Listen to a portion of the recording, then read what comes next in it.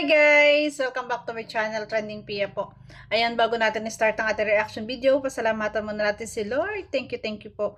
At syempre guys, pasalamatan natin na may-ari ng video, si Kalingap JJ po. Kung di ka pa nakasubscribe, subscribe ka na po.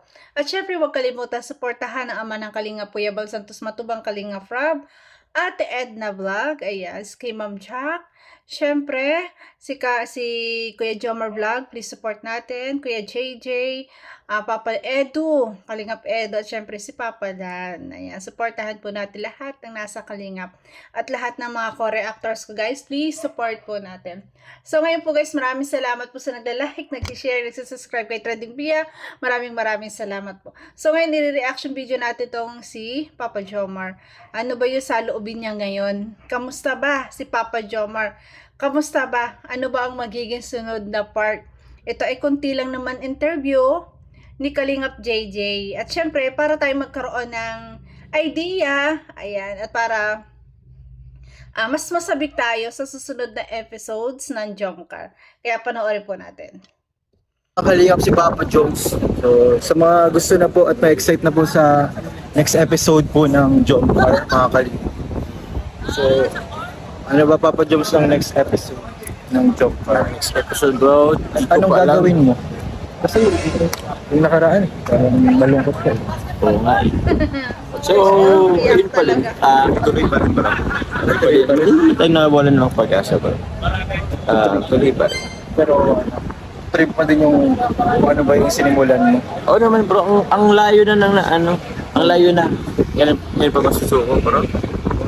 Malayo na, pero malayo pa. Malayo pa. Ay, malayo pa, pero Baka malapit na. Baka malapit. Lapit na.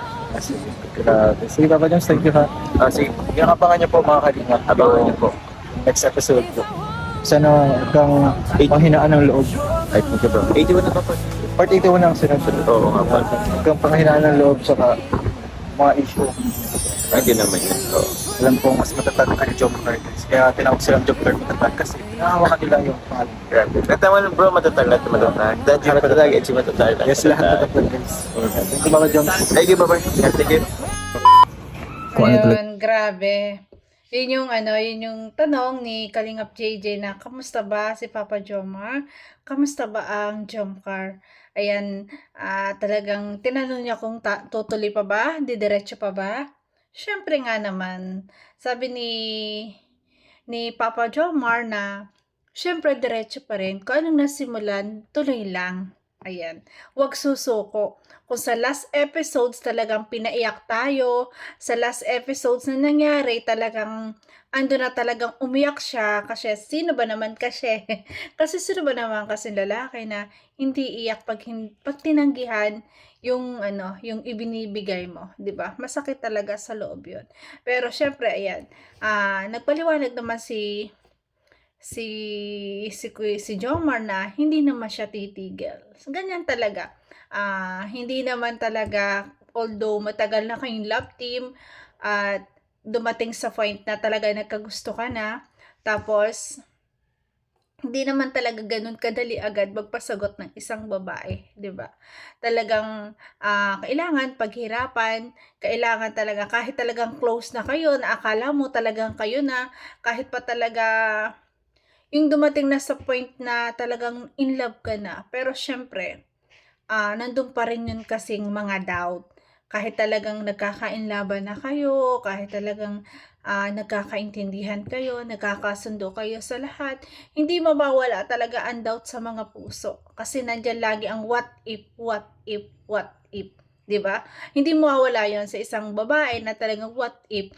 Lalo na ngayon na talagang ang tindi ng mga issue na lumalabas na talagang sobra yung issue na ibinibigay kay Carla. 'Di ba? Na kasi yung issue nabuo siguro parang inano lang din ng isang nag-issue sa kanila na kasi baka kaya hindi tinanggap yung singsing, baka kaya, di ba? Yung mga ganun, na laging baka, yan. Tapos hanggang sa, syempre, ang ganda nga naman nung magiging upload mo na papasukan mo ng ganong eksena, 'Di ba? Na gaganunan mo ng issue kaya ganon na hindi tinanggap yung ring, 'di ba? Kaya talaga ngayon ay naanuhan na naman sila ng issue, maraming issue. Pero ang ano dun guys, ang lesson learned doon, sa lahat ng mga jungkar, sa lahat po na nagmamahal sa jungkar, ano lang po, stay lang po kayo. Stay lang. 'Di ba? Ang mahalaga po, ayan, nandyan pa rin sila. Ang mahalaga po ay nandyan kayo para suportahan sila. Kasi po, syempre ang mga viewers, ang mga sponsor ay nagpapatatag sa kanila. At sa buhay po talaga, dumadating yung mga maraming pagsubok. Nandiyan na yung babagyuhin ka ng mga maraming bashing. Babagyuhin ka ng mga issue. Basta ang ano doon, ang the best doon, hinaharap, di ba? Hinaharap mo yung mga ganung bagay. At syempre, magkasama kayo na harapin ito at kaya nyo itong malampasan, di ba? So kaabang-abang po ang sunod na part ng Jungkar, na ano na ba ang mangyayari, di ba? Ano na bang magiging kasunod nito? Kasi nga sobrang lungkot ang nakaraang episodes. Pero ayan, may lesson din yun sa mga kabataan, may lesson yun sa lahat po ng kabataan na huwag muna magmadali.